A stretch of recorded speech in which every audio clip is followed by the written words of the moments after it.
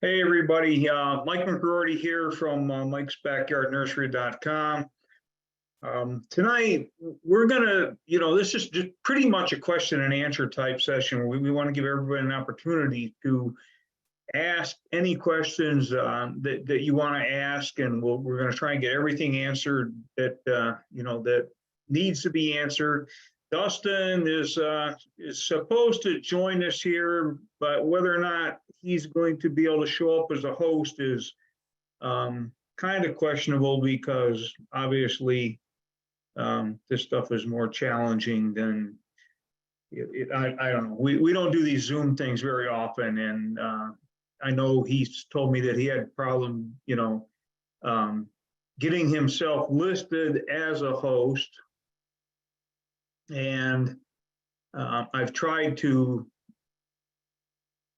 add him as a host, but I don't really see where I have the option to do that. So anyway, we're going to proceed. He's going to be, he's going to definitely be here as a participant, and he will help me with some of the questions so we can get everything, try to get to everybody's questions. So you got one to start out. If you have questions, you can click the raise hand. I'm going to look at the no questions. Okay, only hosts and panelists can see the questions. All right, so if you have questions, go ahead and click on the dialog box and ask them. So basically, we're going to talk about getting started in the business of growing and selling small plants from home. This is something that I have been doing. Well, I guess I pretty much started in '89. I'd done a little bit before that, but I started in 1989. And then I'm 1999 is actually when I got on the internet and started to share what I do and how I do it with with other people. So but anyway, we've got, okay, so how do we, okay, I'm going to start with some questions and try and get these answered for me. How do we know if a plant that we want to buy from a nursery is patented? That's the $1 million question, and it's a really, really important question. Every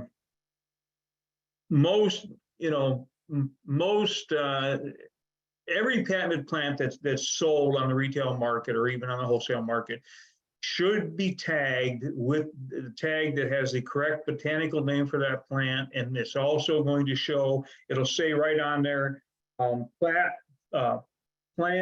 patent with a patent number, and then it usually say something like unauthorized propagation is prohibited. So when you walk through today, you walk through a garden center, so much of what you see in a garden center today is in if it's in a colored pot, like a green or white pot or a blue pot, and it's got a brand on the pot, there's a good chance that either one, the plant is patented, or number two, the plant has the name is a registered trademark. So plant patents, the patent lasts from 20 years. Now, don't take this as legal advice. I'm a dumb old dirt farmer, so I'm just going to tell it to you as I understand it to be. Plant patents last for 20 years from the date of application, and there are places online where you can look that up. Now, if you have questions after this, anytime, just go to mikesbackyardnursery.com, and it doesn't really matter what article that you're looking at. There's a place on the bottom for questions and comments, and I look at those every day, and I answer in there. So, and then in there, it'd be way easier for me to give you links to the plant patent site and all that. But I'll tell you right now, I rarely ever use that plant patent site. Not that it's not good, it is. It's just that it's hard to navigate, or at least it's hard to navigate for me, and you may not find what you're looking for, and then all of a sudden think that it's not patented when in fact it is. So look for the plant tag. And then the other thing you're going to do is you could go on Google, Google the plant, and then start looking at all the main companies, not so much the ones that sell retail, but all the ones that sell wholesale. So one that I look at quite often is Monrovia. They're a big wholesale grower out on the West Coast, and if it's patented, they're going to show it with the patent number. They're going to show the registered trademark and all that. So let's say that something was patented and came out of patent.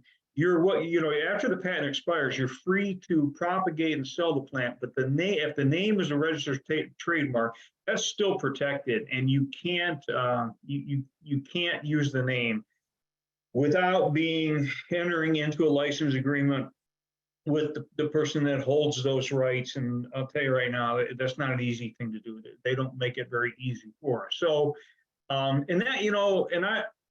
going to recommend, probably many times tonight, I'm going to recommend our membership area for a couple of reasons. One, it's pretty much how Dustin and I get paid.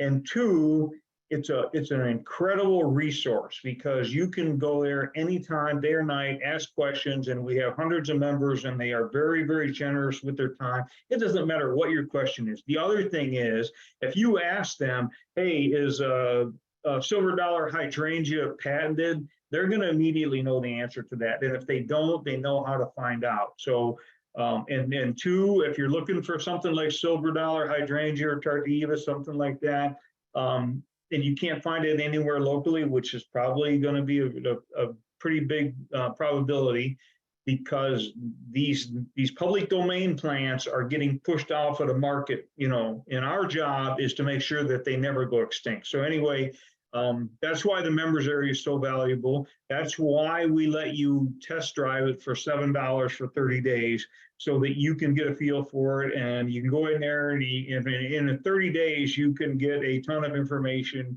You can get a lifetime worth of information. You can buy plants from other members. So don't get mad at me if I recommend that. The reason that I created that many, many years ago is just for this very reason, so that we can help each other, and we can help each other acquire and know which plants are public domain and which are not, and how to sell them.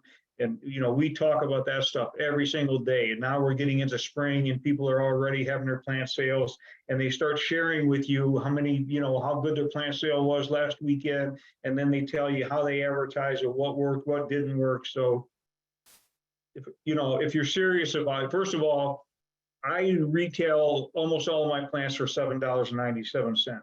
So for the price of one plant that I grew from a stick, I could get a 30-day membership to the Backyard Growers members area, the business center.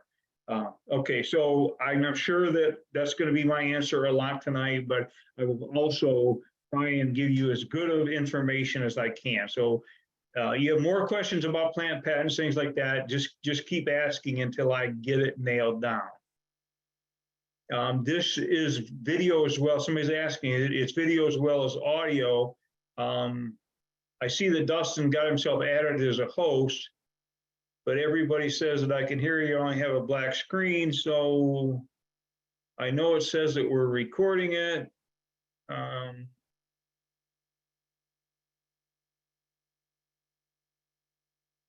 Dustin's added as a host, but are you able to jump in here at all, Dustin? I'm trying to figure out where. Yeah, can you hear me? Yeah, I can. Oh, wait a minute, down here, start video. Okay, I think we got it.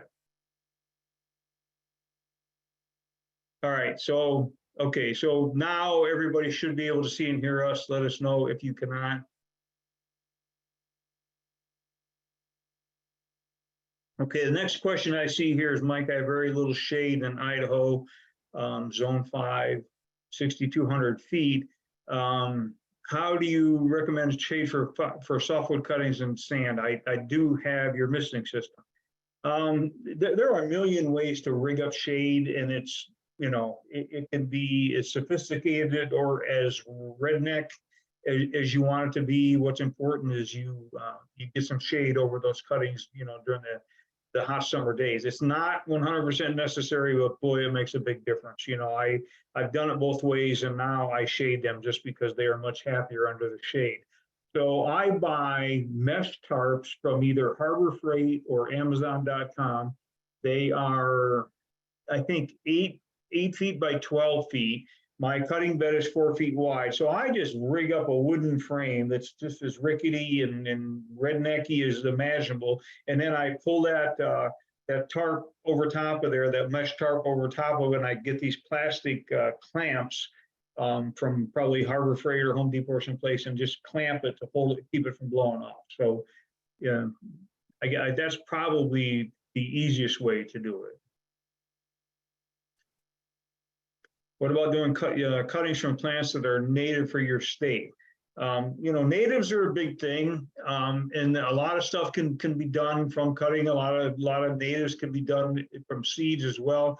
It's not something that I do a lot of, so I can't. I'm not really an expert on it, but nonetheless, around here, they're like red twig dogwood will just pop up all over the place, and the different strains in different counties can be different. So that's a plant that's very easy to do with a hardwood cutting or a softwood cutting. So yeah, natives for sure. A lot of natives from seed. But if you're going to grow things that's from seed, like a tree seedling or something, like dogwoods or redbuds or something like that, you really want to do them in a root pruning type pot. Now, and probably the best way to learn about that is just go to rootmaker.com and look at their products and their system. Years ago, the guy who invented that idea used to use cardboard milk jugs, cardboard milk cartons, like we got when we were in school, and he cut the bottom of them out of them, and then he would pot his seedlings right in that milk container, then put them on a wire bench so that air would be underneath of the root zone. And then when that tap root comes down and tries to grow out of that container, the air kills it off, which is the equivalent. It's called air pruning. And so it stops that tap root from growing, 100 miles deep, and then it forces the plant to develop lateral roots. And if you look at there's a lot of pictures and stuff on rootmaker.com, and you'll see why there's all kinds of pots now that actually air prune from the side, so you may not need the wire bench and things like that. But anyway, that's a good tip. For a lot of times when you buy things that are grown from seed, you get a really, really weak root system, and that's kind of frustrating. But man, if you sold somebody a white dogwood or a redbud or something with really strong roots, that would, that's people know they got a special plant then. I'm going to say this about red buds. There's something going on with red bud trees. And there's a lot of buzz in the industry about it. And I don't know the technicalities. I didn't really go in and look at the link, but there's some kind of disease that's affecting them. So if that's something that you want to do on a serious basis, you need to look into that. Talk to your county extension service about it. Talk to your local nursery inspector, because you don't want to get into things that are going to be hugely problematic. That's the nature of this business. Things come along and kind of really shake up certain plants for a while. So just kind of be mindful of that. I'm in Zone 4B, Central Wisconsin. What is a good climbing rose? You know what? I couldn't be able to answer that for you. We do have a member in the members area who, she's our resident rose expert. She does a great job with that. The other day we did a Zoom meeting with our members last week, and somebody mentioned, Dustin, did you see that Lynn out there in California shared one of the universities that they're trying to save all these old rose varieties, and you can get either rooted cuttings. I think you can get unrooted cuttings from them, but it's a great program, but my brain isn't going to. I did see that. I can't remember that either, but I'll look for it right now real quick. Yeah, you know what? The next day she posted something on the board with all that information. Yeah, it's in there somewhere. I'll find it real quick. All right. Can I transfer a 13-year-old blueberry bush about 5 feet tall? I think it's a North Star. 13 years old is a pretty mature plant. If you had to, you could. You know, the rule of thumb is to get 11 inches of root ball for every 1 inch of tree caliper, plant caliper. So if something that old, you're going to need a pretty big root ball for it. Definitely do it when it's dormant. Don't do it after it has made leaves. Besides Facebook, what other marketing and advertising do you recommend? You know what? Man, we talk about this all the time, and this was a discussion in the members area this morning, and somebody asked about Craigslist. You know, do any of you still use? So we do have members that use Craigslist. I've used Craigslist in the past. I don't now because Facebook is just so effective that I don't need to. And that's what another member said, that for every customer that he gets off of Craigslist, he probably gets 200 on Facebook. Now, like me, he does paid advertising on Facebook. So, but nonetheless, Facebook is still pretty powerful. A lot of our members just use Facebook Marketplace, which is free, and they just, you know, advertise 1 or 2 plants at a time, and then people come and, you know, when they come to buy that plant, they'll buy other things. They come back and they become regular customers. So. UC Davis Rose Program. Oh, UC Davis Rose Program. Okay, so yeah, check into that because you know that there's a lot of great information there. And I thought that Lynn said that at some point you might be able to get unrooted cuttings of some of these older varieties from them. Can you recommend plants that grow in the shade? Not sure what zone. Oh man, you know, like Macrophylla hydrangeas, they like some shade. Even Japanese maples, you know, tolerate some shade. Redbuds, trees, dogwood trees, any kind of an understory tree is great for shade. Hostas, astilbe, hellebores, there's all kinds of things. And I'll tell you this right now, shade plants are a big hit because there's so many people that have a lot of shade and they're always looking for something that they can do, that they can buy and put in their shade garden. So shade loving perennials are a big item.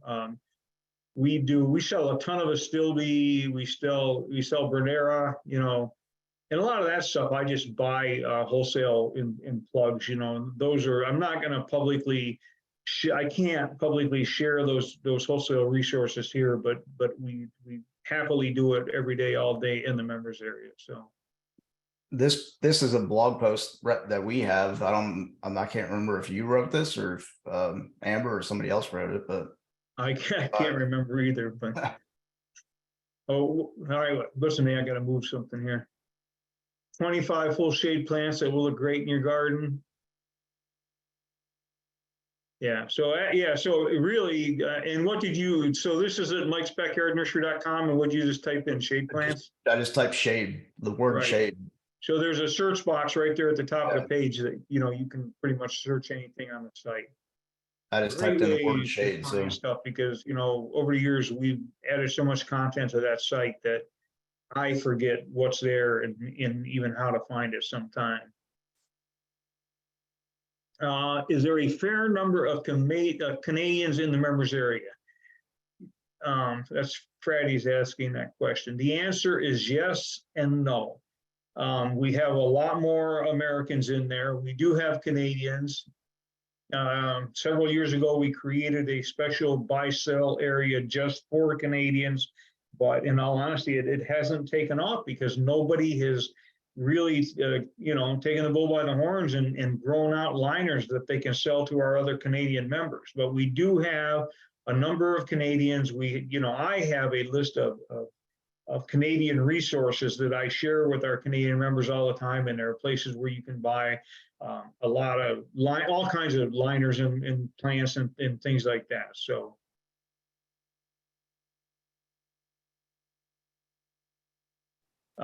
Paul wants to know if we sell bare root. Many of our members sell bare root. Almost, yeah, I mean, almost everything is sold bare root because shipping plants with soil is a problem when it comes to the Department of Agriculture, because all kinds of things can hide, pests will hide in that soil. So the biggest shipping season is during that bare root season. I don't often sell things bare root, but bare root's been pretty popular. It's really popular with our members. It's really popular in the wholesale market. So I'm in Beaufort, Georgia in the north. I had 20 pine and oak trees cut in my backyard and had dirt filled to level and grade. The next one is from them too, the same. Okay, yeah. My backyard soil is now hard. What do I do to get a vegetable garden and grass started? Ideally, some kind of organic material like a good topsoil or a good compost, and if you could fill it in, that would make a huge difference. Like a vegetable garden, I would consider raising the bed, raising the garden, so that you're actually planting. Grass isn't as fussy. Grass will grow in hard clay soil once you get it, as long as before you plant the grass seed, you create a seed bed by loosening that up and then leveling back off, so that, because if you put grass seed on hard soil, the minute you put some water on it, it's all going to wash into puddles. So you want to get that loosened up, 3-4 inches, and then rake it out. And then when you seed it and put some water on it, the water is going to soak in and kind of secure the seed to the soil. But as far as vegetables are concerned, I would get composted material or compost and make a raised bed. There are a lot of places that sell topsoil mulch also sell pretty good compost. Okay, Paul wants to know about membership cost and benefits. The benefits, there really are two primary benefits. One of them is the ability to buy and sell plants to and from one another. And that always happens at wholesale pricing. So it's unusual for anybody to pay more than $3 for a plant. I mean, things go from 99 cents to $3-4 depending on what it is. There are new ads that go up every day. We only leave an ad up for 7 days, so there's a constant rotation of fresh stuff coming up. But the other beauty of that is that if you go in, and then there's a discussion area where you can ask any question that you want, and you're going to get good answers from people who are actually doing what you're trying to do, unlike the general internet where the information you get is so far off base it's ridiculous, because people are speaking out of they don't know it, because if they haven't done it for profit, they don't have a clue how to do what we do. But the other benefit to that is that if you're looking for a particular plant, all you have to do is go in the members area, general discussion, say, hey, does anybody have Hecordashiki willow, or does anybody have this, anybody have that? And you're going to find takers. You're going to find somebody who's going to help you out. It happens every single day like that. The other benefit is that we charge depending on how you pay for the members area, there's a monthly charge, but that only lasts for 9 months, and then you're a member. It's a permanent membership. So as long as we have a members area, you're a member. We've got people that have been in there. I don't know, Dustin. When did I start a members area? Do you know? I mean, the first one was before I even came on board working with you. I mean, right, long before that, because I kind of had one before I did the whole Network 54 thing, yeah. And then I did that for a long time, and then you came on when, in 2010? Yeah, the one that we have right now, the first member is from 2011. Okay, so right, Dustin actually helped us get into a real membership site. So the benefit in for $7, I want you to, if you're interested, spend $7, go in, find out what goes on, go there every single day. You can read, there are thousands of archive posts. We delete the ads after 7 days. We rarely ever delete any other kind of a post. So all that stuff is archived, it's searchable. and all of that. As far as the cost is simple. Dustin, help me out if I get this wrong. If you pay it up front, it's $495 or $99. 497. $497. Okay, so I was close. And then if you want to make payments, you pay $7 up front, and then after 30 days, you start getting billed every 30 days for $67 for a period of 9 months. So it's either $497 or I think that comes out to what, like $618 or something. Yep, something like that. Yeah. You know, that sounds like a lot of money, but you're doing this to make money. And if you do the $7 and you decide that this isn't for me, I'm not going to do it, just send Dustin an email before you get billed, and he'll make sure that you don't get billed. I mean, we don't force anybody into anything. We want you to test drive it, because then you're going to know immediately that it's either for you or it's not for you. Even Canadians, because the amount of information that applies to people all over anywhere in the world really is well worth the membership cost, even if we don't have a ton of Canadians that you can communicate with on a regular basis. But there are Canadians there. We've got Canadians that do this successfully. So. Okay, do you recommend any plants that may be easy to grow and sell for beginners? Dustin, you've put up that 21 plants that are easy. Yeah. So there's a whole list of them on Mike's Backyard Nursery that, something that we've been working on for years. It says 21 plants that are easy to grow and sell, but my initial list was supposed to be 21 and ended up at 37. And now the members have helped me add like a bazillion other, plants to that list. So you can find that at mikesbackyardnursery.com. Taylor says, Mike, I really appreciate all the videos. Zone 4 in northern Nebraska. Can I take cuttings of red twig dogwood this time of the year and just stick them in the ground? There have been a few videos of people doing that. You can. I have taken hardwood cuttings of all kinds of deciduous shrubs and just stuck them in the soil and they rooted. The only problem is the clock is ticking. You're in zone 4. I'm in 5 or 6, depending on, who you believe. And things here, like I did my dappled willow, they're probably going to make buds and it'd be too late to do them any day now. I did some ruby slippers hydrangea a couple days ago, and they were already pushing buds. So you want it's a good time of year to do it. I like doing them late in the winter, but you got to get them before those buds start to pop. Ava, the membership is membership enrollment. It's currently open. I think Dustin just opened it just for this webinar, right? Yeah. Okay. Yep, it's open. I don't know if I can put the link in the Q&A, but it's open right now. The website is secure.backyardgrowers.com/business-center. And if you don't find it, just go to Mike's Backyard Nursery and post that question to any. Yeah, it's up at the top. If you go to products, or I think it's products, right? And then down here somewhere. Products or tools of the trade or something. Yeah. It's under products and then Backyard Nursery, and then right here, this link right here. Okay. That'll take you there. But like I said, if later or whatever you have problems, just go to, mikesbackyardnursery.com and enter your question in the comment. I'll see it in the morning. So.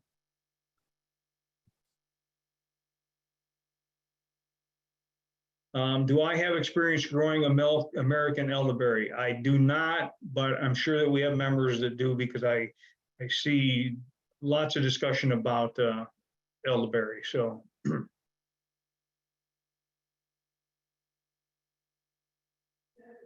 How do you know if you should buy plugs or start rooted cuttings? What's more labor and cost effective? I understand this may be different depending on the plant.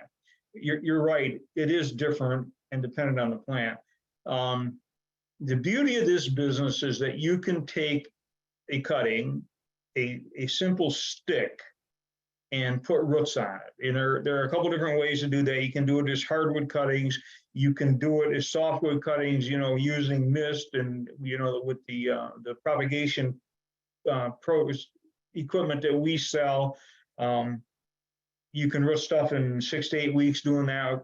There are other primitive ways to do softwood cuttings in the summer. The big thing is a hardwood cutting is as durable as a refrigerator. A softwood cutting is less durable than a popsicle on a hot summer day. So that's why you have to miss them in the summer and do something else with them. So I do a ton of easy stuff from cuttings, and I mean, so I just did all my hardwood cuttings, and I only did one Weigelia because that's all I need. I have plenty of Java, but I did Red Prince Weigelia, Dappled Willow, Limelight Hydrangea, Silver Dollar Hydrangea, Pink Diamond Hydrangea, Ruby Slippers Hydrangea, Phantom Hydrangea, and Tardiva Hydrangea. Those are typically what I do from hardwood cuttings now. You can also do stand cherries. You can do any kind of willow easily from hardwood cutting, Rosa Sharon. And then all the other stuff I do is softwood cuttings. Now, things like perennials are more, if you can dig them and divide them. Like I've got some euchre, and it's really hard to find euchre that are not patented, that are not patented. And I've got a couple. I've got a really nice one called Snow Angel, and I'm trying to get the numbers up on it so I can make them available to people. But my retail customers grab them up as quick as I can possibly get some. But I haven't given up on that because it's a really, really nice one. So we will continue along that path, so those I will do as divisions, but a lot of other stuff like perennials, and a lot of the really nice perennials are patented, and I don't have a problem with that at all, because if I buy a patented perennial, I can buy it for, let's say, $2, and I'm going to have to buy the tag, the picture tag that has all the information and the patent number and stuff on it. That'll cost me about 20 cents, and then I'll have to pay a royalty, maybe another 15 to 20 cents or so. So I still got less than $2.50 in it, and I can pot those things off and be selling them in a matter of weeks for $7.97. So I've got, I don't know, I don't even know how many plants. I know it's about a $3,000 or $3,500 order coming in here in the next few weeks of perennials, just perennials, because I buy that stuff as plugs, because time is money. And it's a whole lot faster to pop a plug. I buy a tray that's got 72 plugs in it, so they're relatively small, but they make up quickly. And my customers are so happy to get them at that price, they don't even care. They'll buy them right out of the flat. I pot them up while they stand there. I don't like doing that because they're so tiny, but there's some people that just like, I don't care. I want it, I'll take it up, but a lot of other things, it's a very effective way to really get up to speed, and you can replenish your inventory relatively quickly doing that. So as far as wholesale market is concerned, man, landscapers, they use perennials by the tons, and they buy them dozens at a time. So, great market if you're thinking about, getting somewhat kind of aggressive for that.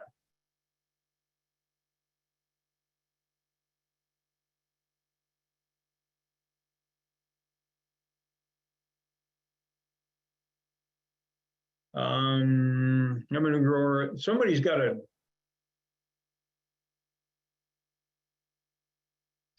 a black screen, Dustin, and that was at 6:59. We were probably still struggling with it. So, okay. I'm a new grower. My inspector said that my setup is best suited seed growing and soft cuttings. Is there a method for determining plants to start with? Okay, I guess we covered that. Paul wants to know, how can I sprout Rosa Sharon seeds?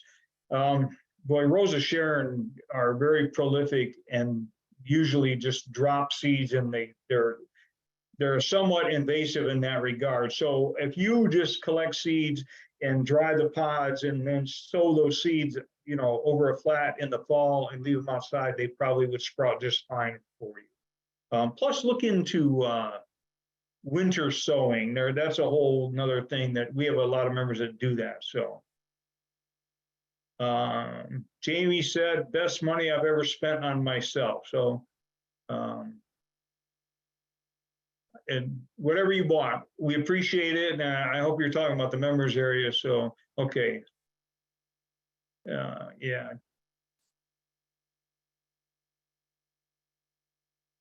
12 years ago, I just joined. I'm reading old posts. Hey, oh, okay. So Jamie just joined and she's reading a lot of old posts in the board.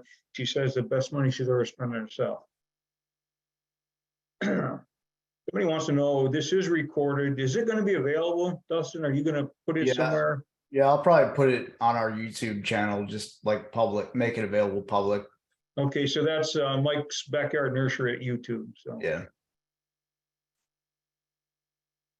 Victoria says, I wish I had paid up front. It's worth it either way. Yeah, you know what? It's not a lot of money either way. I mean, you know as well as I do, if you're in a members area, you know, somebody had you know, I don't know how many members. One guy, his first sale, he did $800 last weekend. Somebody did like 1,056 one day. So I think they've done, that person, I don't even remember who it was now, but it's like $2,000 in sales so far this early spring. So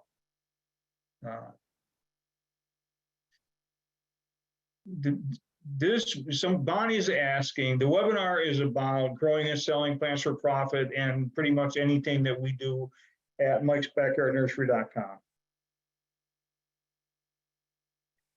Jamie wants to know, how do you keep track of which cuttings are which when they're all in the bed of sand? It's easy to get them mixed up. You know what, man? You are so right. It is easy to get them mixed up. So one, you want aluminum tags that you write on, and it actually makes an impression in the tag. My cutting beds have 1x4 or 1x wood on the side. So when I stick cuttings, so I'll stick maybe 3 or 4 rows, and my tag is 3 or 4 inches wide, and then I'll staple that tag right to the side of the bed. The other thing that you're going to do is try to put things that are really different next to each other, so that you don't have, you know, like 3 different kinds of white Geolia right in a row, because when there's no leaves on them, they all look alike, you know. So you want to keep them separate that way. Another option is to do things in flats. You can put them in flats of sand, or some kind of a flats of, you know, sand. I use coarse sand. Other people might use a mix of perlite and peat. It's got a lot of perlite, less peat in it. So yeah, but anyway, you definitely want to tag them. I will tell you straight up that a permanent marker is not permanent. So you can get paint markers. You can buy those on Amazon. A number 2 pencil actually works pretty well. So, but whatever it is, you gotta, one, critters might pull your tags out if they're just sticking in the sand. So, you know, and maps work good. You know, I often draw a map of areas, and it's not a fancy map. It's as primitive as can be, but I can at least see what order I planted things in. So do both, tag things and do a map. Okay, Freddie says, why is this so scary to try? It's plants, not snakes. I just don't get it. You know what? Anything that you are just trying can be scary. And when you interact with the other members, you're going to realize that they all had and still have some of the same reservations that you have. But, you know, the other thing is, when you're interacting with the other members, it's amazing, because, you know, we've got 2 guys who have gotten into this little competition of selling mums. They don't even grow the mums, because mums probably are not the ideal thing to grow. Leave that to people who really, really know how to grow mums. But they start, one guy sold, you know, thousands and thousands of dollars worth of mums, and the other guy started doing it. And then they kind of had a running competition last fall, and I think they both sold like $80,000 worth of mums. So when you see people having that kind of success, and you can talk to them and ask them questions, you get a lot more courage really quick. So Chris says, is Facebook Marketplace a good medium to sell plants? It is. I think it's ideal to present yourself as an individual, not a business, but a lot of our members really do sell a lot of stuff there. I think it's better to list a particular plant, and don't like put a whole laundry list of stuff on in Marketplace.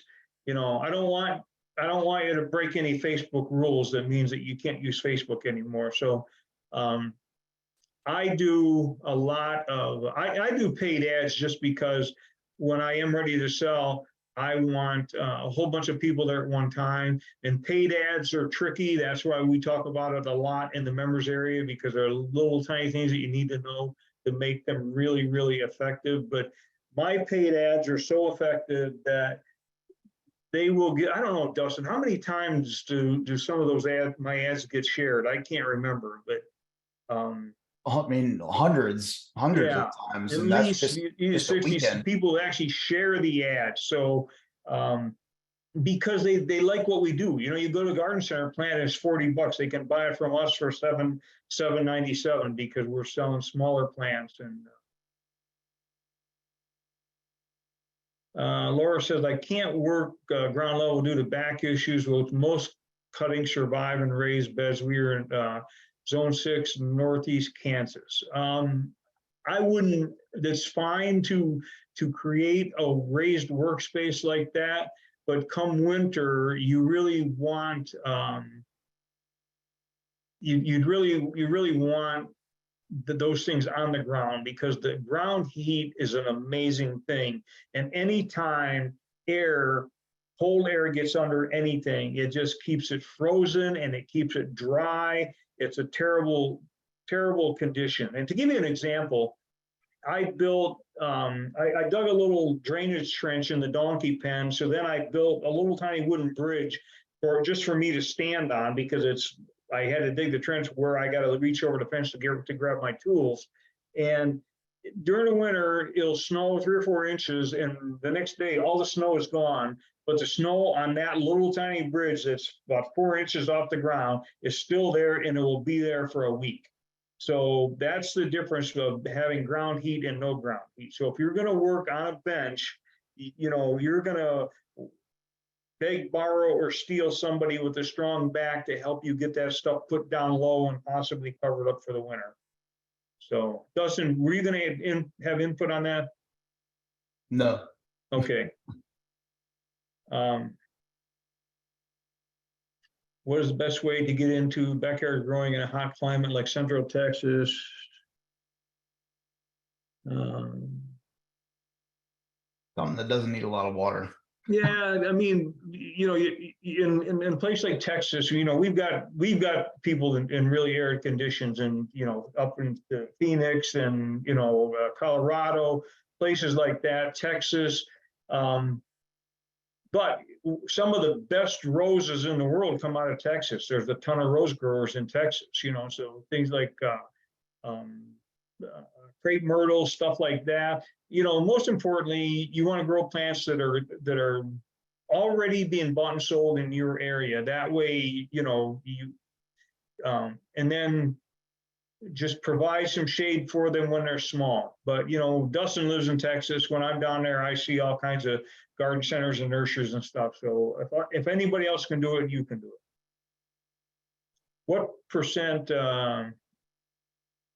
shade cloth do you use? Usually either like around here, probably 50% shade cloth. If you're in Texas or someplace, then I would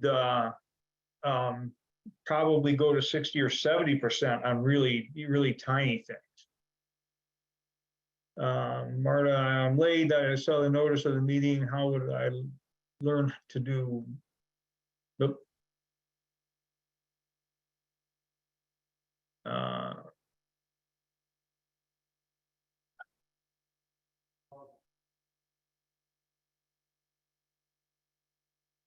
Well, you're right, Marta. You're not going to get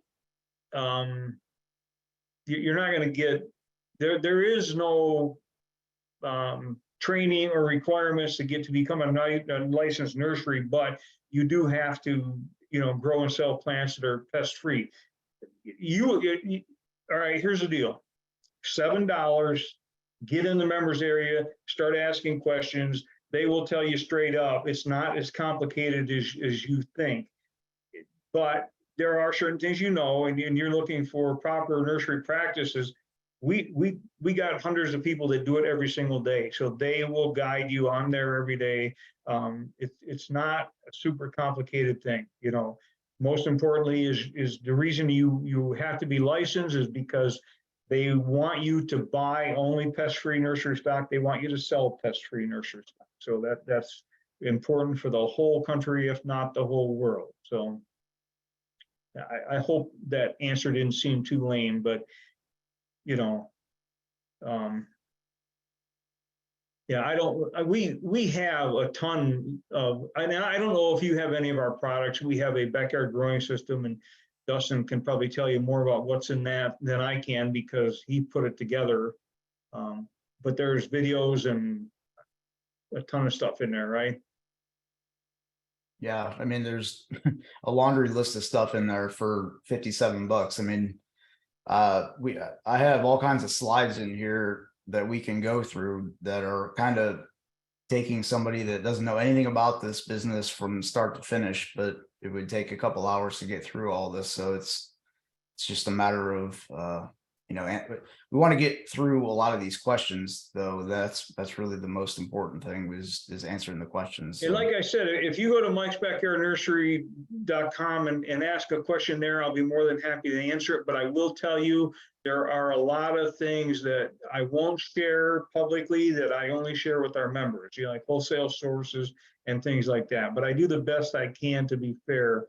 But our wholesale sources don't want us sharing with people who are not actual members of the trade because it just makes them crazy. They want people who know how to buy wholesale, and that's something we talk about in the members area all the time. So, too late to plant mountain laurel cuttings. You know what? It might be because mountain laurel's in the rhododendron family. They might require some bottom heat, like a heating mat or something. Or you could do them as softwood cuttings, you know, under mist. That might work. So that's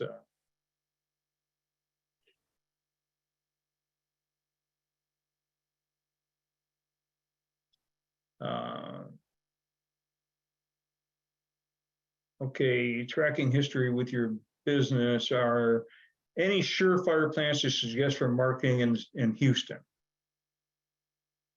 Dustin, Dustin doesn't do a lot of gardening, so he's our techie guy. The ideal thing is to start visiting garden centers in the Houston area and find out what they have and what they're selling. That's what's going to sell. I mean, that's what people are looking for. So, and then start looking for plants that are hardy in your zone, you know, and then the heat rating and so on. I know crepe myrtles in Texas just in general are a hot seller. I just see them everywhere. People love them. And we just had this discussion a couple of days ago in the members area on crepe myrtle. We can't grow them here in Ohio, but they're very popular. Really, I think you can do them in southern Ohio. So any place south of that, they are very popular. And there are some really nice patented ones that are harder to find. But we had that discussion a couple of days ago, and the patent holder on those actually is one of the very few patent holders that's easy to work with. And I posted all that information just like maybe a day before yesterday, or in the members area. So I was suggesting, I can't remember where that guy was from, but anyway, I was suggesting that would be because he wanted me to do something kind of small. So, okay, if I start the test drive and stay, can I do the one-time payment? I think you can do that, right, Dustin? Yep. Yeah. Yeah. So just email Dustin, and he will make sure that he'll help you go from the $7 trial to the $497 membership, if that's what you want to do, or you can make the payments of $67 a month for 9 months. So that's Kim was asking about the $7 again. So for $7, you get access to the members area. That's not it's not like a rookie membership. You have once you you pay the $7, you have the same access to every permanent member that we have. So you can buy, you can sell if you have things that are ready to sell and you are licensed. You got to be licensed to sell plants in our members area, because legally you got to be licensed to sell plants anywhere in the country. But though, but you can buy plants, you can sell plants, you can, converse with all the members, ask questions. If you have expertise, you can answer questions. So you pay $7 and you have that access for 30 days. And then on the 30th day, you will get billed $67 or charged $67 to your card. And that will happen a total of 9 times. And then you become a permanent member and never pay anything again.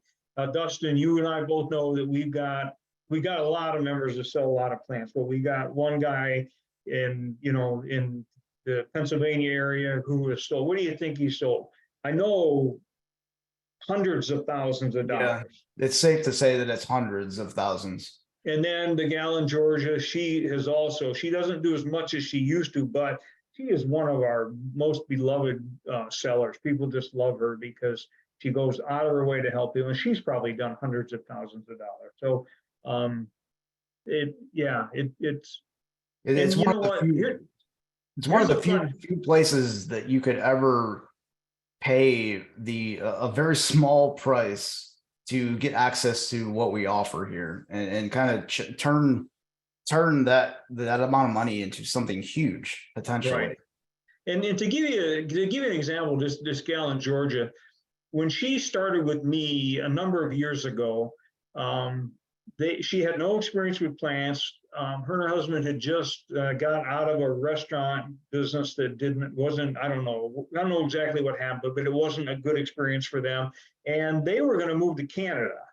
And she did not want to move from the Atlanta area to Canada. So she saw my website. She's like, what the heck, I'll try it. And I'll tell you what, she got a hold of this, and she is by far, all of our members love her because she sells great plants. She's a wonderful person. And her husband and her son started selling plants online. And I think I heard her say that they have in the spring that they've got 14 people packing boxes every day, just putting plants out the door. So they have done incredibly well. And, here's the thing. If you buy an ad in the newspaper, way back in the day, that's what we had to do. It cost $250 to run an ad in the newspaper for the weekend. We're selling you a membership for $618. You can sell plants to our members from now until the end of time. Like I said, I don't call it a lifetime membership. It's a permanent membership, because as long as we have a members area, you're a member. And we have people that have just done, tens of thousands, if not hundreds of thousands. I mean, I remember one time, this is years ago, I had a gal, she had some ferns she wanted to offer. She put them on the board. She sold $1,400 worth in 20 minutes. She had to take the ad down. So it's up to you. It doesn't matter to us one way or another. If you don't want to spend $7, you don't want to pay for the membership, you're cheating yourself more than you're cheating us, because, we don't, some people just jump on it and they know it's a great deal, but other people, who are not as business oriented, it takes them a little bit longer to get their head around it. So that's why I asked you to take the test drive, just so you know what it's about. I have access to unlimited mushroom compost. How would you incorporate this into potting soil or rooting cuttings? Mushroom compost is a great compost. It's a great organic matter, but all of it that I've seen is very, very sticky. So if you're going to use it in potting soil, I use a lot of pine bark in my potting mix. So if I were going to use mushroom compost, I would probably use 80% pine bark, 20% compost, because it's really, really important for those plants in those containers to breathe. And that soil, you need to be able to water them as much as you want, or if you get a week of rain, it's got to be able to rain on them, and the rain run right through that soil in the container. So, but great for like a grow bed or something like that. Great organic value in that mushroom compost. What's the best way to start a pear tree from seeds? Honestly, I don't know. If you if you Google seed starting database and then put in, what's the botanical name for pear? Pyrus. You'll probably get the information you're looking for, but it's not something that I really have experience for. Where do you get the pre-printed tags to place into each pot and growing instructions? The pre-printed tags, there are places, again, this is a wholesale source that I'm not going to share here, but there are a couple where you can buy all kinds of pre-printed tags. And then if you're buying like patented perennials and stuff from a wholesale perennial grower, I go through a plant broker because she reps for 2 or 3 of the perennial nurseries that I do business with, and I can just give my order to her, and then next thing I know, the plants show up. But anyway, if you're buying from like a wholesale perennial grower, they will sell you tags. And a lot of times if it's patented, buying the tag is a requirement because that tag with all that patent information has to travel with the plant.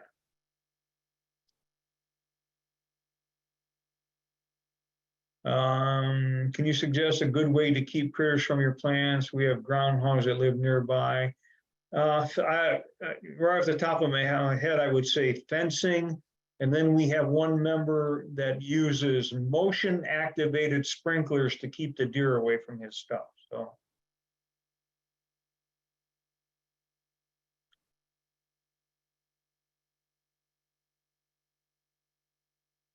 Okay, somewhere here. Is it necessary to have a nursery license in California to participate in this business? I would say that it probably is for sure because California, Oregon, Washington, states out there are probably some of the most strict in the country. And that's not a bad thing, because the last thing in the world that you want is pests in your area that you didn't have before. So I'm sure that you're going to have to be licensed. And the beauty of that is that keeps all of the knuckleheads who are just taking cuttings off of anything they can get their hands on. They don't know the correct botanical name. They're guessing at the common name and then selling that kind of stuff. That's illegal, and that's why you need to be licensed, in just about every state. Some states licensing is a little bit more. They have easier options for small growers, but I would say yes. You need a license in California. I recently joined a members area. Haven't been on it much at all. Single mom, dead end job, blah, blah, blah. I've wanted to do this 10 years, reading your books, emails, etc., for at least 10 years. First of all, thanks for sticking with us for that long. Always been into plants big time, getting home organized, so getting with all the plant thing. I live in Michigan. Our climate is similar. Do you think I will be able to successfully do this by myself? You know what? You can, because you're a single mom, first of all, so you know how to get things done. Second of all, if you're a single mom and you still have kids at home, so I'm going to guess that you're younger than I am. Let me put it that way. But the other day in the members area, we have a gal who always comes in and she posts a question. She says, I'm looking for this plant, and then that's it. That's her post. And then the next day, I'm looking for this plant. If you have it, let me know. And she's been doing this forever, and so it dawned on me that I don't know anything about her. And I actually know a lot about many of our members. So I posted a question to her. I'm like, hey, you're always looking for plants, but I don't know if you've ever really told us about your business, what you're doing. So she did. She took some time. And I think she told me that she's going to be 80 very soon. And she told me that, I do this on a small scale. That's why I look for one plant here, one plant. But she's having a ball and she's making some money and she's doing it very, very well. And then we've got another gal. Dustin, do you know where Irene is? Is she in New York or close to New York City? I know she's on a really tiny lot. And I think she's very similar. She replied to that same question, but she's very similar situation, and she does very, very, very well. Not get rich, but having a ball, making some money. We don't promise people riches. We give you the tools, and then you do with it as much as you're comfortable doing. I was trying to find. I swear we had a single mom blog post story, unless I'm thinking of something else. You know what? There was somebody that posted something on the board. We had the 20-year-old. She was her mom was a longtime member, and she was 20 and started growing and selling plants like crazy. And we got Nathan down in Tennessee. He started with this when he was 18. He's just done gangbusters. He's 28 or 29 now. He's even got, he even has his sisters involved. I think right now there's strawberry plants in the buy-sell area. But he here, you take them, and he gives them to his two sisters, and they sell them. So yeah, that's a pretty cool success story. But being a single mom, you got a lot of balls in the air, but you do it on a well, if you're a single mom, you got some extra hands around. Just ask Dustin how that works. I used to make him do this stuff all the time when he was little. Him and his brother both, and his cousins. Yeah.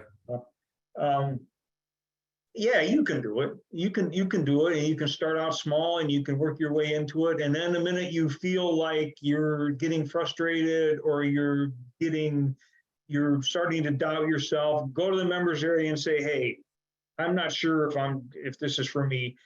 They will get your head straight in a heartbeat, because that's what they do for each other constantly. So, thank you so much for your inspiration. So you're welcome. I hope that I am inspiring somebody. Okay, is this a good business for a disabled person? You know what? I mean, disabled can mean a lot of things in a lot of different ways, but our members skew. I don't know, Dustin. What's the average age of our members? I mean, I would say almost 50 plus. Yeah, 50 plus for sure. Because mostly, I mean, there are obviously some that are younger, but we have some younger people, but we have a lot of people who are either ready to retire or have been retired who are doing this. So they all have some limitations, depending how disabled you are, and how much other help you have. Maybe if somebody can help you lift and carry things that maybe you can't do yourself. So there are ways to do it. Like I said earlier, you can do a lot of things on a bench, and then depending on where you live, but come winter, you kind of want to get the stuff off the bench and close to the ground. So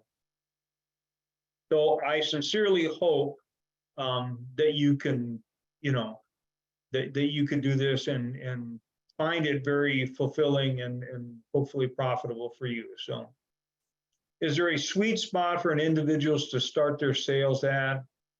250, 500, 1,000 plants. Right? You know what? People used to come into the members area, and they would start growing and growing and growing, and then they would add all kinds of infrastructure and shade houses and hoop houses, and sometimes a greenhouse, which you don't need, and then I'm going to have my first plant sale in 2 years. Not today. I tell people, don't do that. I say, here's what you need to do. Go to the members area, buy 10 liners, pot them up, sell 5 of them immediately on Facebook or Craigslist or someplace, and keep the other 5 so you can take cuttings from them.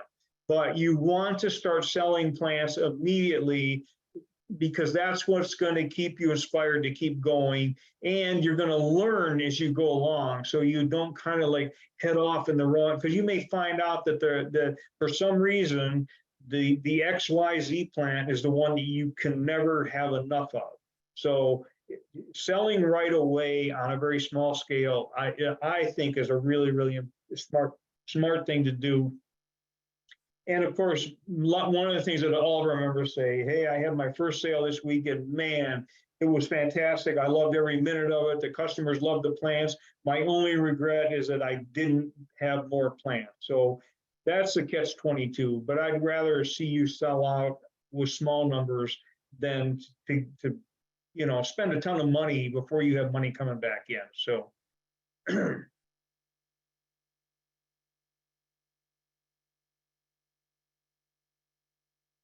yeah, Britt says that he was in Louisiana, and it was so much easier growing there with their nicer climate. Yeah, I mean, climates, all climates can be challenging. So I think what's important is just to kind of keep track of what others in your area are doing and what's working for them. Creighton says, I have a greenhouse in Nebraska, zone 6. I keep the temperature controlled about 78 degrees. Humidity is around 30 to 60%. I fertilize with the basic Miracle Grow, and watering over and under isn't an issue. My plants aren't growing well and some are dying. I think the issue could be the water, as I use well water, which is high in nitrates. How can I test this, or what do you think? You can get the water tested, and I'm not sure where, but I'm sure if you look online or call your county extension service, they can probably help you, to get somebody to test the water for you, so you know exactly what's going on with it. The other thing is, make sure that whatever your growing medium is not too heavy, so that the roots are staying wet all the time. Especially in a greenhouse with the high humidity, things don't dry out as well. So you need a really light, fluffy potting mix, and a lot of the stuff that you're going to buy over the counter in a retail store is not going to be what you want. You can buy bales of professional mixes that greenhouses use.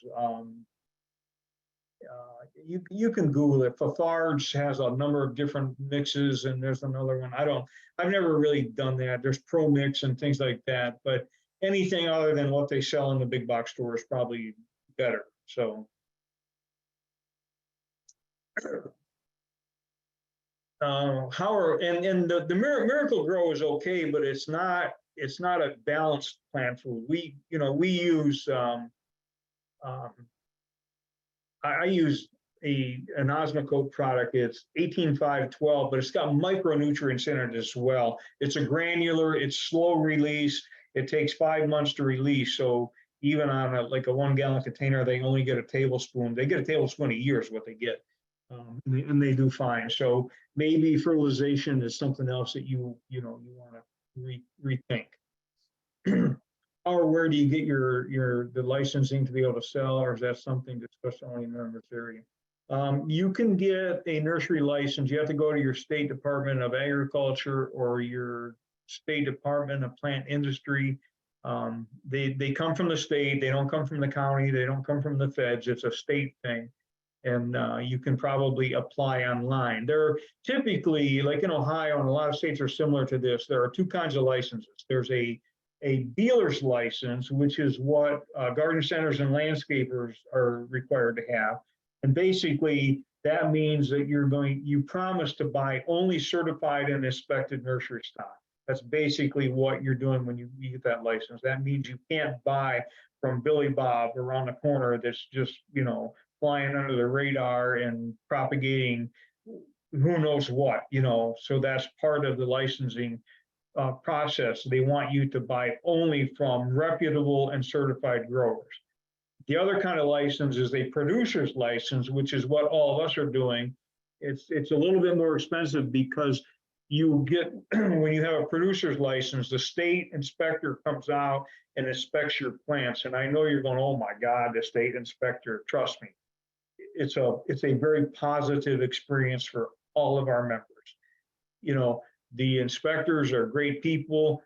They're not inspecting your yard, your driveway, your garage, your house. All they want to do is they want to look at your plants, and typically they whip out a little magnifying glass and they make sure that your plants don't have pests.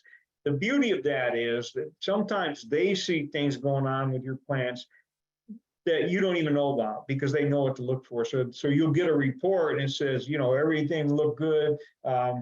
Saw some aphids on your spirea, just treat with 7. So I've been doing this for years. I've had plants with issues. It's never been a big issue. Most of our members, they really sweat their first inspection, and then the next day they come into the members area and they're like, holy cow, that was great. The inspector was so nice, so friendly, answered so many questions. So yeah, it's a good thing, and don't be afraid of that. Do you ever recommend using worms in your soil? I have worm bins. Worms are a great thing And I was trying to think of the word, worm castings are fantastic.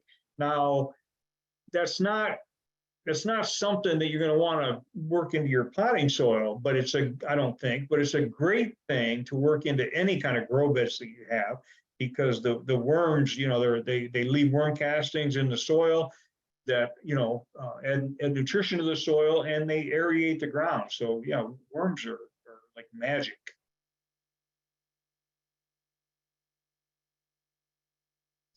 Boxwood's in big demand here, but they are not rooting well for me. I'll tell you right now, if you take boxwood cuttings and stick them under mist, that they will root. Probably they're an evergreen, so they're not going to root in 3 weeks, but they will be well rooted, by the end of the season. I teach this theory that I call loading up the seats of the Ferris wheel, and it's kind of like the old saying that a watch pot never boils. So when you're making plants, concentrate on making plants. Don't stand there looking at that row of boxwoods, waiting for the day you can sell them. Stick them, forget about them, and go on and do something else. And then pretty soon you look around, and what you're doing is you're loading up the seats of the Ferris wheel. And we just had this discussion the other day in a members area, and we were kind of chuckling about it, because it's like, you walk around your nursery and you're like, holy cow, I forgot I had that, or I didn't know I had that, or a customer will come up with something and say, how much is this? And I'm like, $7.97. Where'd you find it? I didn't even know I had it. So that's the whole theory of loading up the seats of the Ferris wheel. But boxwoods should be easy to root. Do them. You can probably do them in June, July, August, and do hundreds of them. But make sure you have the tag, so that you are growing, what variety you are growing, because you got to have the tag. You have, it's the law. You have to sell properly labeled nursery stock. So don't take cuttings off of your neighbor's boxwood. Go buy a boxwood plant that has a tag in it, and then propagate from that plant, and keep making more of them. Trust me, you will thank me down the road if you do it that way.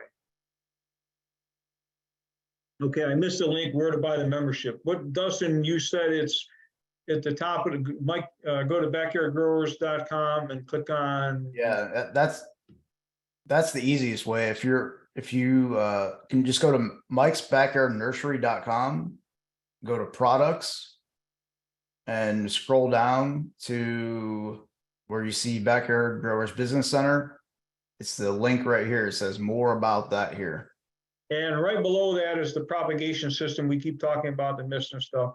Yep. Trust There's me, right members there. will tell you that the mist is the magic to the soup here. So,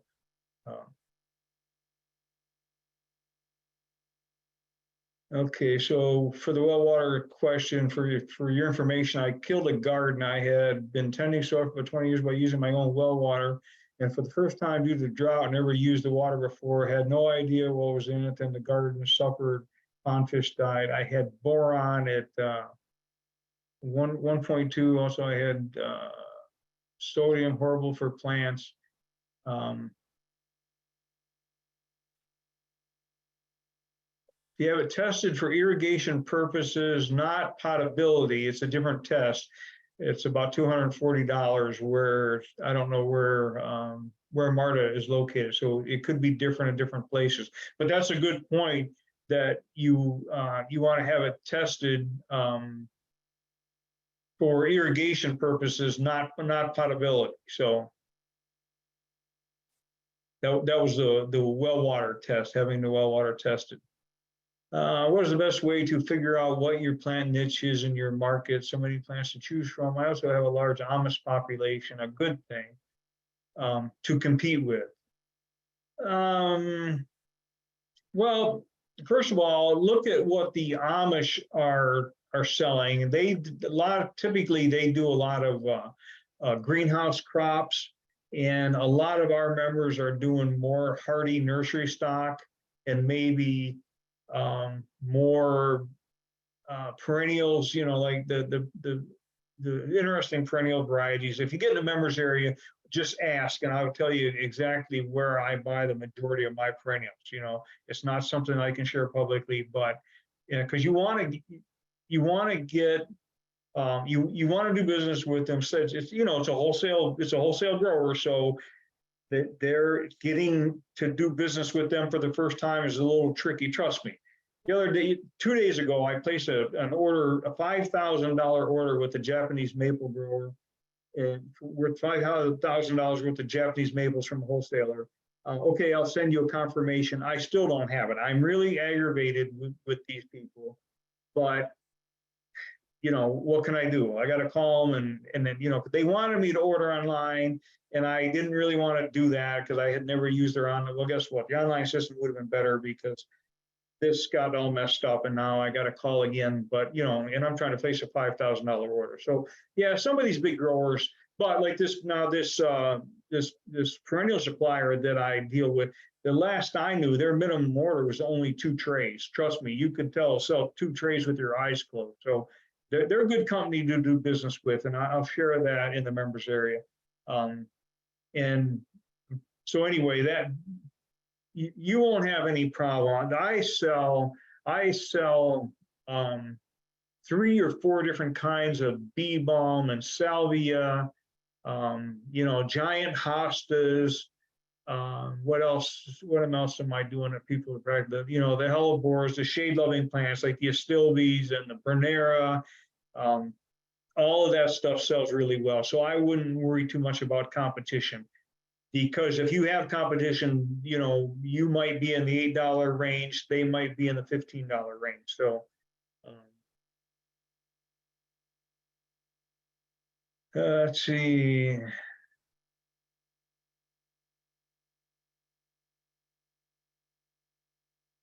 Okay, somebody, would I need a license in Alabama? I'm sure that you would, and you would want one. Brit says richness isn't always about the money, it's about the experience and the connections you make along the way. That adds richness to your life. Trust me, you absolutely nailed that.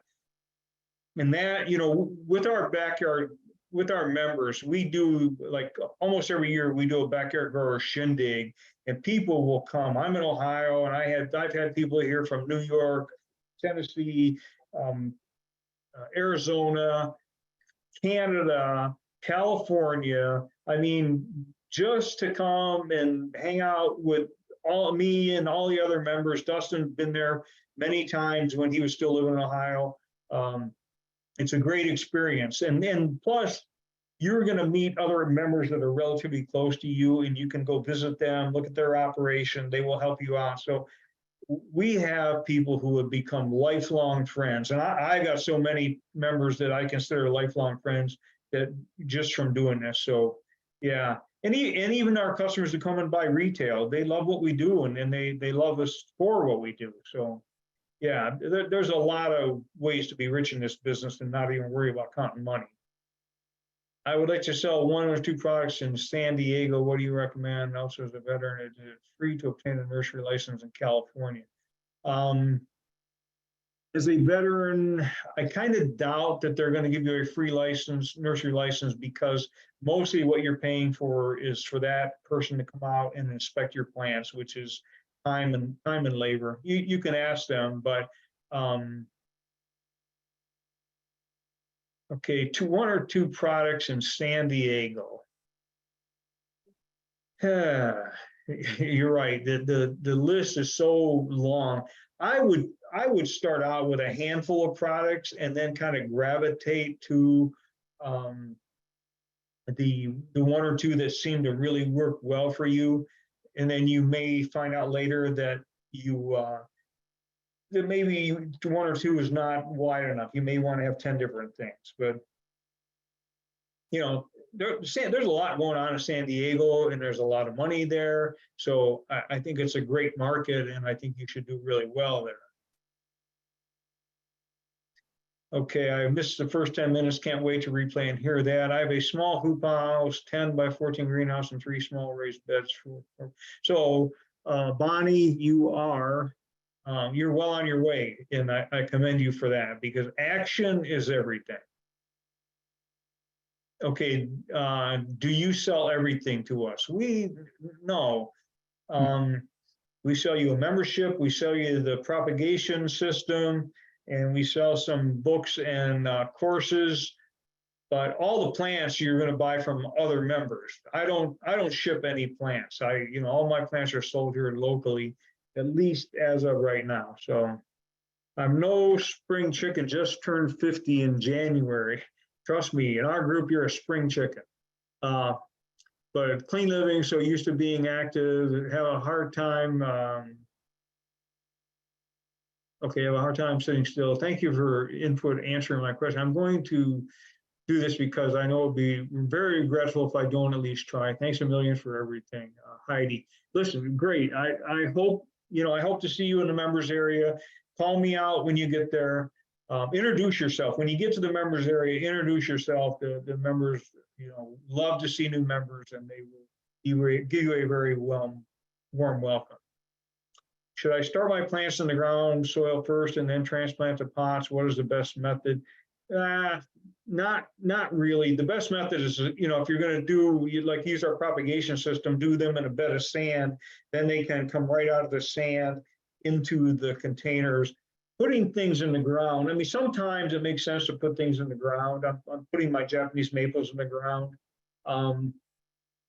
But when you put them in the ground, you got to get them back out of the ground, and that's real work.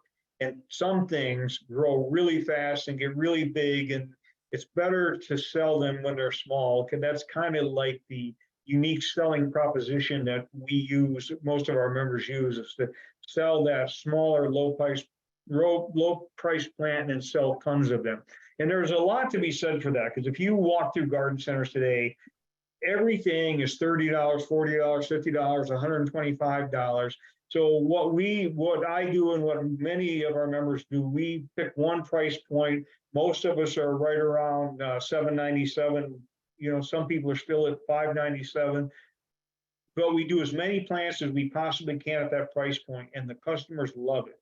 They come, we have wagons, they grab a wagon, and they just start loading up the wagons, and they know they don't have to ask price because almost everything is $7.97. So it's a great selling proposition. Okay, so that's why you don't want bigger plants, because you get bigger plant, you got to charge more money, and then there's more resistance when it comes time to sell them. It depends on the plant, but for the most part, I started this whole thing at like $4 and then $4.97. So that's been my USP, unique selling proposition, for years, and I've been teaching it for 23 years. So do I need any type of enclosed area at any stage of the process? I am in like zone 5-6 Ohio, and I have nothing is inside or covered with anything. Everything is outside in the elements. And that's an amazing thing to watch. Little tiny rooted cuttings in the sand bed. Next thing you know, like right now, the spirea are putting on little tiny leaves. They look like a hair. And in a matter of months, they're going to pretty much be a plant. So that part of it's very, very addictive. Do you still use a simple raised bed propagation box with plastic covering? I would not use the white plastic covering. I do all my hardwood cuttings, which is what you do during the winter. I put them right out, and I just put a post-it right at the very top of Mike's Backyard Nursery.com yesterday, showing the hardwood cuttings that I did. And I did them in mortar boxes that I get from Home Depot for about $8 and just drill a few holes in them, for drainage. You can see those pictures, right at the top of the page, at Mike's Backyard Nursery.com. What would you say in the pros and cons of the propagation boxing? There's no comparison. The propagation boxes are great, but man, it's a tough thing to get it just right. With the mist, I don't use any propagation boxes anymore. Everything goes under mist in the summer.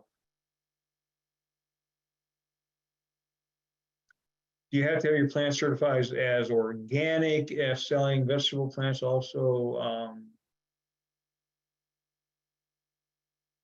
you have plants labeled with using chemicals. Well, this is Julie Austin.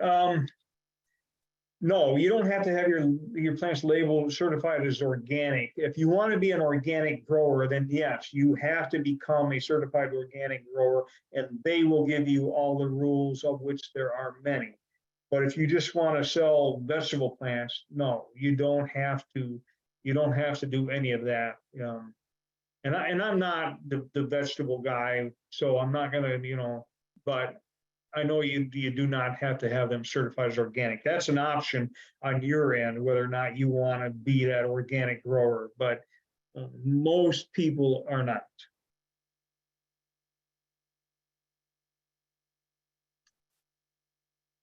Under the products tab, that membership area is, I don't know how far down the page, Dustin, but you'll see it. The picture is a whole bunch of people gathered around my building in a group. That's the dead giveaway there. Yeah, the link is it just says more about that here at the very bottom, right above the automated plant propagation system. Should probably make that a little more prominent, I guess. Yeah, thanks for pointing that out to us. Maybe we need, sometimes you just don't see it from the customer's eyes. Yeah. Jonathan says that a California nursery license is $100 for less than an acre. Great information. Thank you. Catherine says, thank you for answering all my questions regarding the producer's license. When you apply, how many plants do you need to have growing for them to inspect? And also, I presume that you need a license to do business with any of the wholesale growers in the members area, correct? The sooner, I think the nursery inspectors kind of like small growers because they get to go inspect a really small area compared to, walking through 55 acres of arborvitae or hydrangea. So I think they would welcome you with even a small amount of plants. Technically, you have to be licensed to sell anything. So I would apply right away because earlier I said, start selling right away. Buy 10 liners, pot them all up and sell 5 of them right away just so you get a feel for what you're doing. So I would apply for that right away. And then, you can have that conversation with your inspector. And if at all possible, get a cell phone number for the inspector. That way, if you have questions, don't drive them crazy. They're very, very busy and they are stretched way too thin. But should you need to contact your inspector, it's good to have that number.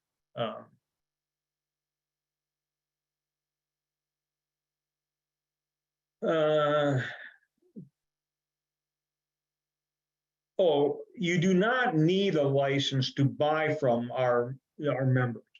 You need a license to sell plants in the members area. You do not need a license to buy from plants in the members area.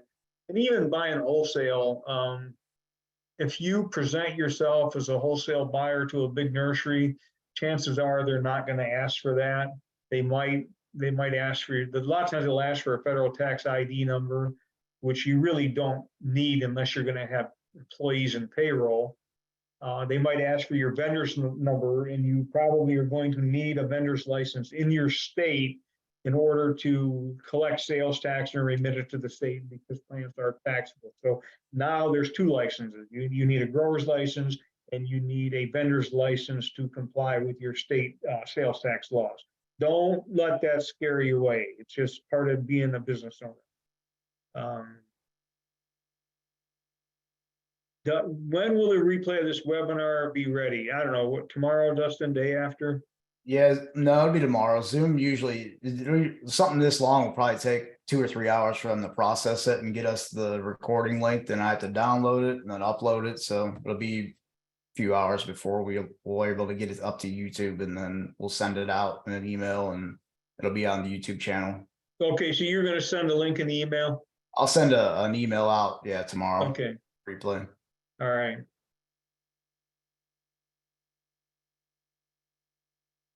How do I prevent pots from freezing in the winter when plants are in pots? You don't. Let them freeze.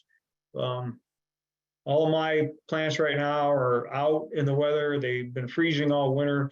Most growers cover their pots with white plastic. The white plastic does not prevent them from freezing, but what it does is, one, it retains moisture, it keeps the sun off of them, and it reflects this, the white reflects sun rays. So once they do freeze, they stay frozen longer, because the worst thing in the world is freezing and thawing, freezing and thawing, freezing and thawing. So if you go to mikesbackyardnursery.com and type in like mini hoop house, there's a whole page of explanations about how to cover with white plastic for the winter. A lot of us don't do it. I don't do it only because it's just something that I don't really want to do. Now, perennials probably need to be covered, but instead of covering them, I just have a big blowout sale and I get rid of them all. That way I don't have to worry about getting them through the winter. Perennials do great in the ground. They just don't overwinter as easily as other things in a container. So things like hosta and stuff are pretty tough. Daylilies, all that. I don't even worry about those. They do fine. So.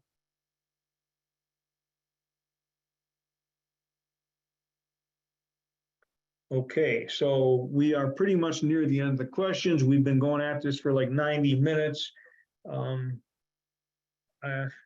That's a long recording, so we probably need to wrap it up. So if there's anything that you really want to get in here real quick before we go to bed, type your question out. So I wanted to share that page right there real quick. Okay. Mostly just because somebody stole it earlier this year or last year. Yeah. And also because it hasn't really changed, in about 24 years. And yeah, that I also found I found this booklet. I did like an offline advertising webinar last week or a couple weeks ago. So I was going through all my swipe files and found this booklet from copyright year 2000. And it's literally like word for word the same exact content that we're still selling. What's the name of that? The Secret of Growing Landscape Plants from Cuttings. So it's all the same. Like none of this stuff has changed. It's all that's not to be like the sales prevention department to keep us from selling what we're trying to sell here, but it's just proof that this stuff still works. It worked 20 some years ago, and it's going to work 20 years from now. So right. And that picture that Dustin has up on the screen, I think that's what, like 2003 or something. Yeah, maybe even before that. I don't know. I don't really have a way to tell. The last time that we sold from that house was 2003, and that was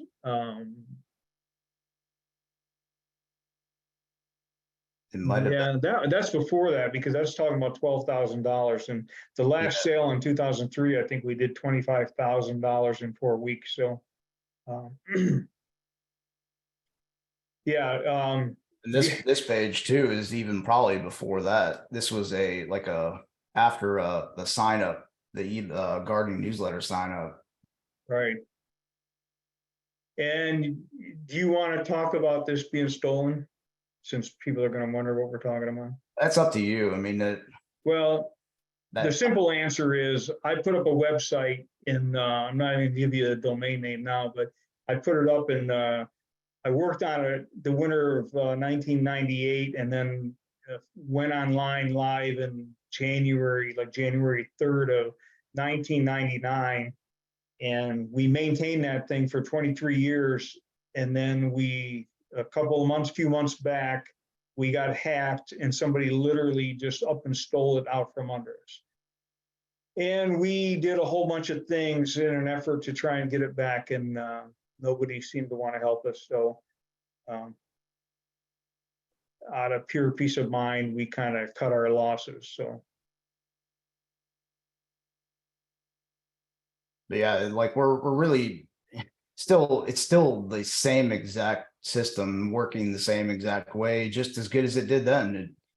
The only thing that changed is where we're getting the word out to tell people we have plants to It sell. hasn't changed. And around here, like in a 10-mile radius of my house, there are probably 100 wholesale nurseries that on average do $1 million a year in business. And there's a very rich history behind these wholesale nurseries here. And there's a term called lunchbox nursery because way back in the early 1900s, even the late 1800s, there were a couple of really big nurseries and a lot of men worked there, and they would smuggle cuttings home in their lunchbox and start doing exactly what we're teaching you to do in their backyard. And some of those lunchbox nurseries literally turned into multi-million-dollar operations. So it hasn't changed. I mean, there's a nursery right around the corner here. It was established in 1994. And back then, the mist and stuff that we teach you to do now, that didn't even exist back then. What they did then was pretty much hardwood cuttings and, using humidity tents and the propagation boxes and stuff that we've talked about. So, yeah, there's just a million. It's that simple, it's that easy, and it hasn't changed. But we've seen apprehension from some of the people just here tonight, and that's why more people don't do it. And more, people.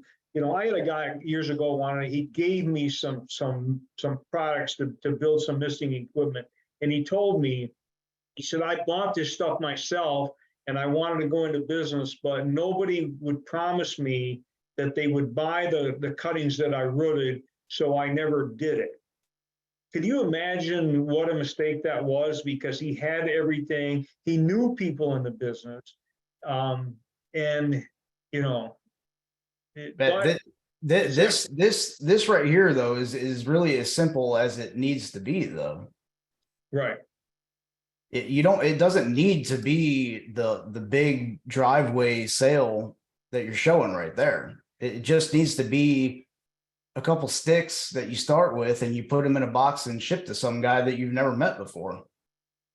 And that's something else we didn't talk about, so I'm going to do it real quick, is selling from home. Some people can sell from home, some cannot. You have an HOA, you've got zoning laws in your city or township or village or whatever it is. You can't sell from home. You might get in trouble if you do, but there are lots of other ways to sell your plants without selling from home. And boy, that's the gal that's who it was who posted that her weekend sale was $1,056, and she'd already done $1,000 the month of March, so she's up to $2,000 just in March. And she found an off-site place to sell, and she posted pictures and everything. So, like my grandmother used to say, if there's a will, there's a way. So don't talk yourself out of it, because you're really cheating yourself. You don't have to give us money. There's enough free information on our website to do it without us. Find a friend that's got a yard, a little space, and cut them in. We had a gal last year. She did that. She found a hardware store and she paid them 20% or something to put her plants out in front of his hardware store. And yeah, guess what? She ended up paying him $300, so you can reverse the math. She had a good weekend, All you got to do is look like a Friday night, look for city lights and then turn 180 degrees and go the other way. And there's a lot of country land that's wide open that people are just not using, and go and knock on doors, send letters. Somebody's going to answer you, and they're not using the land. Right. Or, yeah, I mean, there's a lot of commercial space that's just, like, for instance, a parking lot at a bar on a Sunday morning. Guess what's happening in the parking lot of the bar Sunday morning? Absolutely nothing.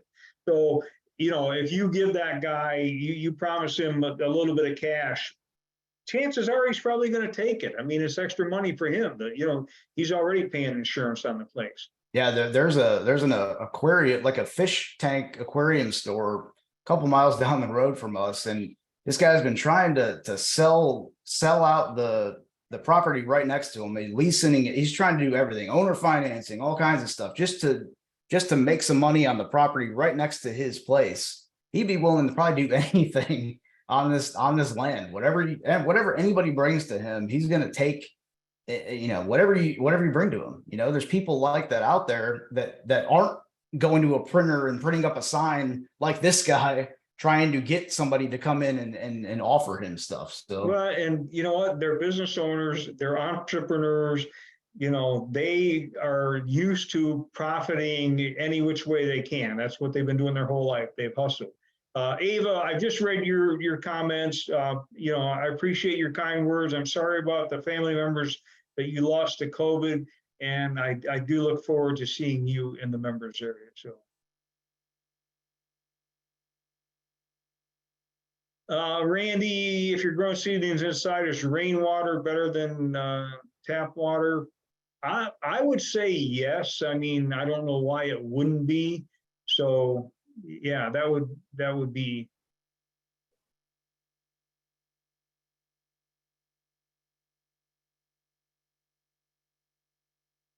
Can you make money selling to other members online instead of selling plants you grow to your public? Yeah. Like I said, you know, just a little bit of money, probably.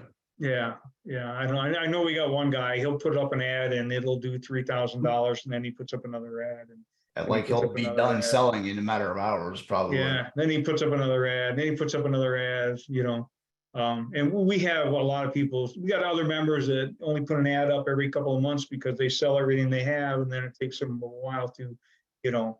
One of the guy recently put up some daylilies, some Stella D'Oro daylily.